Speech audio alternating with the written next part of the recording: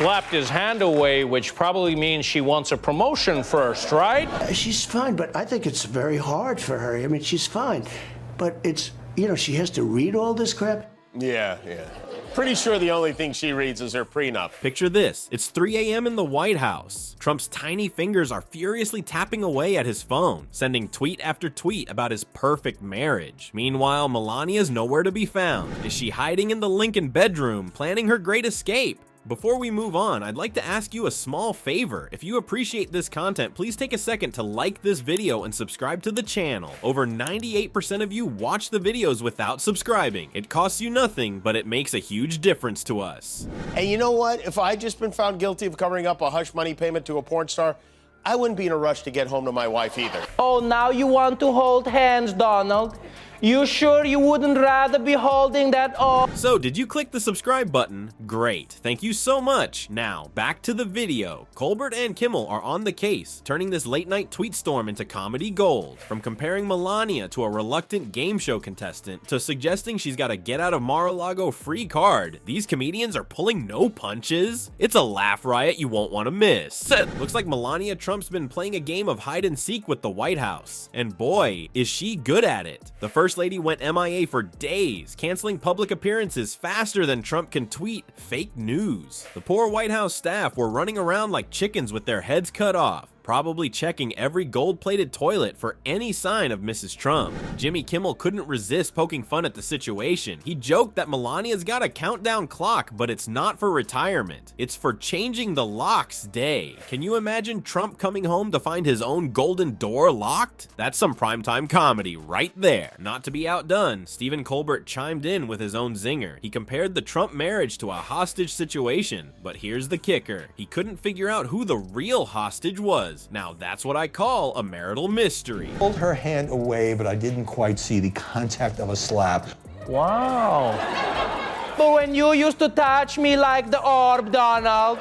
I mean, how does this happen? Last week he had the whole legal system rigged. Now he's powerless, I guess. Meanwhile, as Melania's vanishing act stretched on, conspiracy theories started popping up like mushrooms after a tweet storm. Some folks were convinced she was secretly running the country from a bunker, while Trump was busy with his Twitter tantrums. I mean, stranger things have happened in this administration, right? But wait, there's more. When Melania finally decided to grace us with her presence, she looked fresher than a Mar-a-Lago salad. Trump, on the other hand, looked like he'd been through a Category 5 tweet-a-cane. Talk about a stark contrast. Now, let's talk about Melania's superhuman ability to dodge Trump's attempts at public displays of affection. Kimmel suggested it could be an Olympic sport. Picture this: Melania gracefully pirouetting away from Trump's outstretched hand, scoring a perfect 10 from the judges. She's got moves that would make even the most nimble gymnast jealous. But the comedy gold doesn't stop there. Colbert pointed out that Melania's eye rolls during public events are so epic they could qualify for the Olympics too. I guess when you're married to the tweeter-in-chief, you've got to perfect your non-verbal communication skills.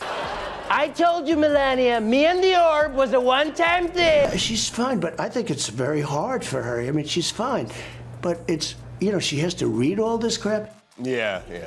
Pretty sure the only thing she reads is her prenup. And just when you thought it couldn't get any funnier, Kimmel dropped another bombshell. He quipped that Melania's absence spoke louder than her infamous "I really don't care, do you" jacket. Now that's what I call a silent protest. Just when we thought the first couple drama couldn't get any juicier, Trump decided to prove us all wrong. What do you get when you cross a president with insomnia and a Twitter account? A comedy goldmine that would make even the most seasoned late night hosts jealous. Our grumpy Trumpy, not content with his usual daytime tweeting, decided to break some late night records. While most presidents are dreaming of world peace at 2 a.m., our commander-in-chief was busy counting retweets and declaring his marriage the best in history, maybe even the best ever. But hold your horses, folks, because the late night hosts had something to say about that. Jimmy Kimmel, never one to miss a chance to poke fun at the Donald, quipped that Trump's marriage is like his businesses, mostly for show. I've got a great celebration planned for us today.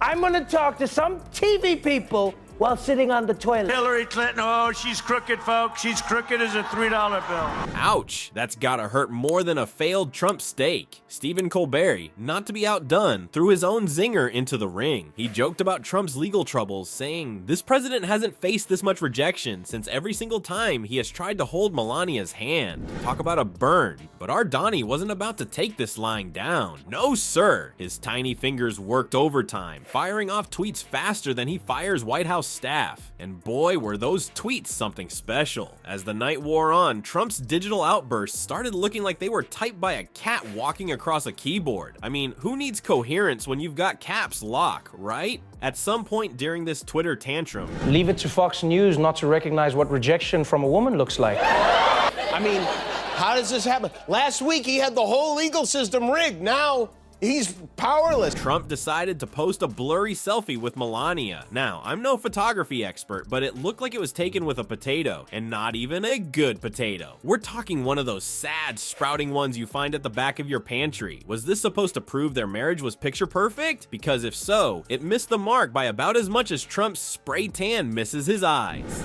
By 4 a.m., our sleep-deprived president was channeling his inner Shakespeare. That is, if Shakespeare was a drunk frat boy trying to impress his crush. One tweet was humorously summarized as, "Roses are red, fake news is blue, Melania is great, and I am too."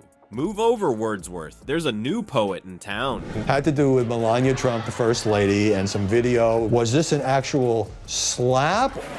Like, oh, thank you, Donald. My life is a beautiful dream. If you were president, would you declassify, you can answer yes or no to these, would you declassify the 9/11 files? Yeah.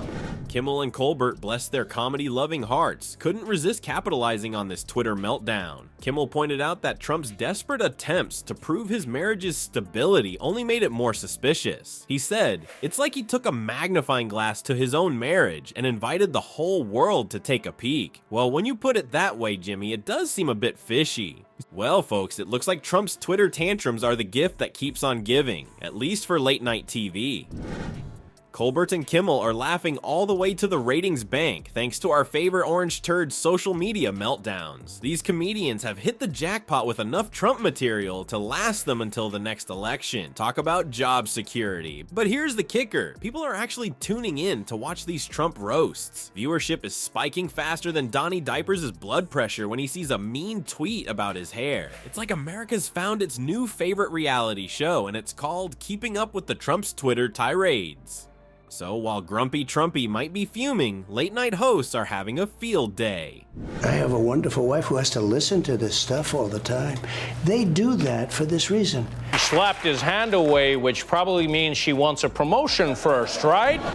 Who knew that one man's social media catastrophe could be such a goldmine for comedy? In the end, maybe Trump's presidency wasn't about making America great again. It was about making late-night TV ratings great again.